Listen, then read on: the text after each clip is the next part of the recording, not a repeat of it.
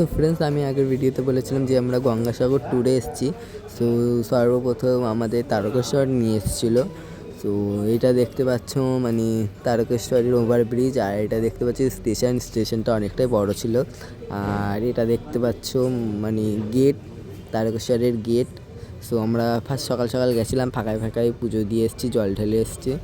আর এটা দেখতে পাচ্ছ মানে দুধ পুকুর। সো আমরা মানে ভিতরে ক্যামেরা অ্যালাউ ছিল না, সো সেই জন্য ভিডিও করতে পারিনি। সো খেয়ে দিয়ে আমরা আবার ট্যুরে বেরিয়ে গেছিলাম। সো এটা দেখতে পাচ্ছ রামকৃষ্ণদেবের বাড়ি। সো বাড়ি না কি জানি না অ্যাকচুয়ালি। সো রামকৃষ্ণদেবের কিছু একটা, রামকৃষ্ণ না সরি, এটা সারদা মায়ের বাড়ি। তো দেখো, আর আমরা সারদা মায়ের বাড়ি দর্শন করে আমরা আবার চলে এসেছিলাম বাড়িতে খেতে, কারণ অনেকটাই লেট হয়ে গেছিলো সারদা মায়ের মন্দিরে। সো দেখো আমাদের ডাল দিচ্ছে, ডালের পরে হয় ডিম দেবে।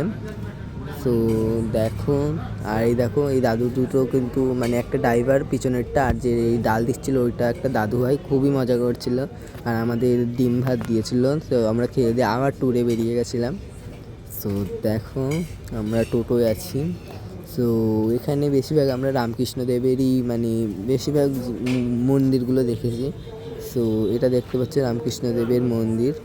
সো দেখো, আমি ঠিক জানি না অ্যাকচুয়ালি, তোমরা খালি দেখো। সো তারপরে আমি কথা বলছি, ততক্ষণ তোমরা একটু মিউজিক দিয়ে শুনে নাও।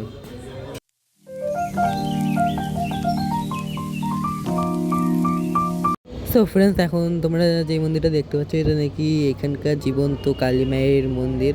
সো ভিতরে ক্যামেরা অ্যালাউ ছিল না, সেই জন্য ভিডিও করতে পারিনি। আর এটা নাকি মানে আসামের ওই কামাখ্যা মা এখানে পুজো নিতে এসেছিলো, সেই জন্য। সো আমাদের ড্রাইভার যেটা বললো সেটাই বললাম। আর এটা দেখতে পাচ্ছ মন্দির, আর মন্দিরের সামনে একটা ছোট্ট একটা মানে পুকুর ছিল। সো তারপরেই দেখো আমরা মানে যেই মাকে পাওয়ার জন্য রামকৃষ্ণদেব মানে তপস্যা করেছিল সেই মায়ের মন্দির।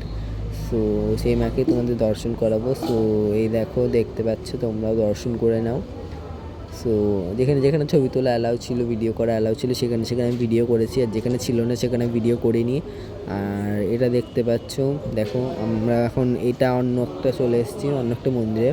সো এখানে দেখো অনেক ধরনের পুতুল সাজানো ছিল। সো তোমরা পুতুলগুলো দেখে নাও, তারপরে আমি মানে মিউজিক দিয়ে দেখে নাও, তারপরে আমি কথা বলছি।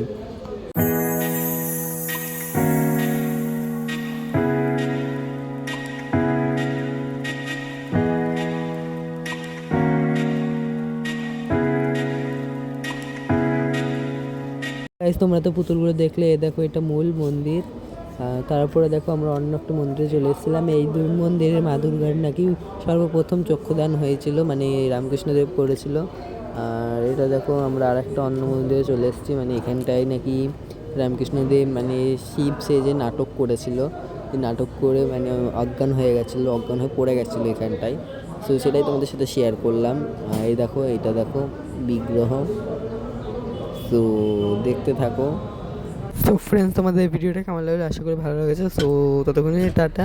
আচ্ছা, আবার দেখা হচ্ছে অন্য কোনো নতুন ব্লগে। সো ততক্ষণের জন্য টাটা।